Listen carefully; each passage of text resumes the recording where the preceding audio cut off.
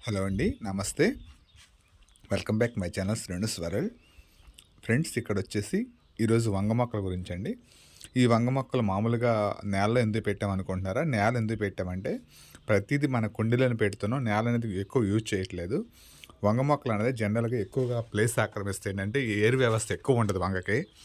అటువంటప్పుడు మనం ఏంటంటే ఏదైనా గార్డెన్‌లో మన స్థలం అంటూ ఉంటే గనక కొన్ని మొక్కలు వంగ మొక్కలు నేల మీద పెట్టుకుంటే కుండీలో కాసే కాయల కంటే విపరీతంగా బయట ఎక్కువ కాస్తాయి. దానికి ఉదాహరణ ఈ వీడియోనండి. ఎందుకంటే ఇదేమి బ్లాక్ వంగ కాదండి. నల్ల వంగ కాదు. గుండ్రపు వంగ. ఇది బ్రౌన్ కలరో, వైట్ కలరో అయితే నాకు తెలీదు. గ్రీన్ కలర్ అనుకుంటున్నా నేనైతే. బట్ మీకు కామెంట్ రూపంలో చెప్పండి. నేనైతే ఈ కలర్ గురించి చెప్పలేకపోతున్నాను. కాయ అయితే మాత్రం ఎగ్ షెల్‌లో బాగుంది. ఎగ్గు వంగ అంటారు దీన్ని జనరల్‌గా. ఇదేంటంటే ఇప్పుడు మార్కెట్‌లో కూడా మనకు దొరుకుతున్నాయి. సీడ్స్ తెచ్చేసేసుకొని మనం పెంచుకోవచ్చు. సీడ్స్ లేకపోతే నర్సరీ వాళ్ళు చాలామంది అమ్ముతున్నారండి. ఈ నర్సరీ వాళ్ళ దగ్గర అడిగితే మనకి ఈ కలర్ కావాలంటే తెచ్చిస్తారు మనకి.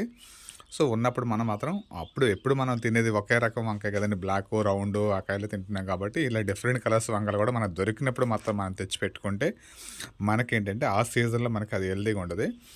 నేను లాస్ట్ ఇయర్ ఒకసారి అయితే ఈ చెట్లు పెంచానండి. ఫస్ట్ ఇయర్‌లో ఒక గ్రో బ్యాగ్‌లో పెట్టా నేను. ఒక 3 ఫీట్ వెడల్పు 1 ఫీట్ హైట్‌లోనే గ్రో బ్యాగ్‌లో పెట్టాను. మన కాయలైతే మస్తు కాసినాయి.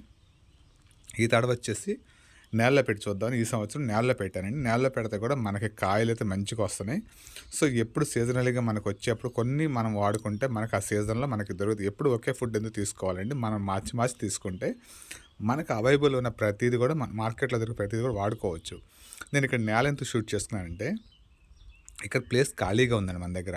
సో, ఈ ప్లేస్ ఖాళీగా ఉన్నప్పుడు మనం వంగ మొక్కలు కొన్ని పెట్టేద్దాం ఇక్కడ. కొన్ని కుండీలో పెడదాం. ఏది మనకి మంచిగా వస్తే నెక్స్ట్ టైం అది ఫాలో అవుదాం ఉద్దేశంతో నేను ఇక్కడ కొన్ని మొక్కలు నేలలో పెట్టాను. కొన్ని మొక్కలు కుండీల్లో పెట్టాను. ఇక్కడొచ్చేసి నేలలో పెట్టిన మొక్కలేమో పెరగడం జమ్మున పెరిగినాయి. కుండీల మొక్కలు కొంచెం స్లోగా పెరిగినాయి. కానీ ఇక్కడొచ్చి కొన్ని కాయలొచ్చేసి ఆగిపోయినాయి. నేల మొక్కలు ఇలా పెద్ద పెద్ద అయిపోయినాయి. కుండీల కాయలు మాత్రం మనకి చెట్టు ఈ రోజు కూడా కాస్తూనే ఉన్నాయి కాయలు. సో, దాని నుంచి నాకు అర్థమైంది ఏంటంటే నేల కంటే మనం ఆర్గానిక్‌గా పెంచుకునే వాళ్ళం టెర్రస్ గార్డెన్‌లో పెంచేవాళ్ళు కుండీల్లో పెంచుకుంటే ఆ చెట్టు గ్రోత్ ఎక్కువ ఉంటదని నాకు అర్థమైంది. రెండోది ఇప్పుడు మీరు ఇక్కడ చూస్తున్నారు కదండీ ఆకులు అనేది విపరీతంగా వచ్చేస్తున్నాయి. కింద సైజు బాగా పెరిగిపోతున్నాయి. మనం ఇచ్చే బలం ఏదైనా సరే భూమి పీల్చేసుకొని ఆకులు పీల్చేసుకుంటున్నాయి. ఈ సైజులో మనకు ఆకులు ఉన్నప్పుడు మనకు కాయలు ఎలా వస్తాయండి రొట్టేసేస్తుంది చెట్లన్నీ కూడా. సో, నేనేం చేశానంటే ఈరోజు కంప్లీట్‌గా ఉన్నదంతా కూడా ఆకులు రిమూవ్ చేసుకొని మళ్ళీ ఒకసారి గార్డెన్ మొత్తం ఈ వంగ మొక్కలు ఉన్నంత వరకు కూడా నీట్‌గా క్లీన్ చేసుకున్న ఉద్దేశంతో దీనికి ఉన్న అంతా కూడా మనం క్లీన్ చేసుకుంటున్నాం అండి. వంగ మొక్కలకి కింద ఆకులు మొత్తం కూడా రిమూవ్ చేస్తున్నారు. అప్పుడు ఏమవుతుందంటే కొంత గొప్ప మనం ఆకులు తీసినప్పుడు ఆ ఉన్న బలానికి కాయల సైజ్ ఎక్కువ వస్తాయి. కొంచెం కాయలు వస్తాయి. మంచిగా వస్తాయి. సో, ఈరోజు నేను అదే పని చేస్తున్నాను. తర్వాత దీని కర్రీ టేస్ట్ వస్తే లోపల మన కాయ ఎంత సైజ్ అయినా గింజ ఎక్కువ రాదండి. మెత్తగా ఉంటుంది కాయ. సో, డిఫరెంట్ టేస్ట్ ఉంటుంది. మనకు కాయ వండుకోవచ్చు గుత్తి వంకాయలాగా, లేదంటే 2 ముక్కల కోసం వండుకోవచ్చు, 4 ముక్కల కోసం వండుకోవచ్చు, పచ్చడి చేసుకోవచ్చు, బజ్జీ చేసుకోవచ్చు అండి దీంతో. బజ్జీ అంటే మనం తినే మిర్చి బజ్జీ కాదండి. బజ్జీ అంటారు దాన్ని. ఒక పచ్చిమిరకాయలతో వీటిలతో ఎండుమిరకాయలతో చేస్తారు. దాన్ని పొయ్యి మీద కాల్చి. సో, అది వెనకటి వాళ్ళకైతే అర్థమవుతుంది. ఇప్పుడు వాళ్ళకి తెలియకపోవచ్చు అది బజ్జీ అంటే.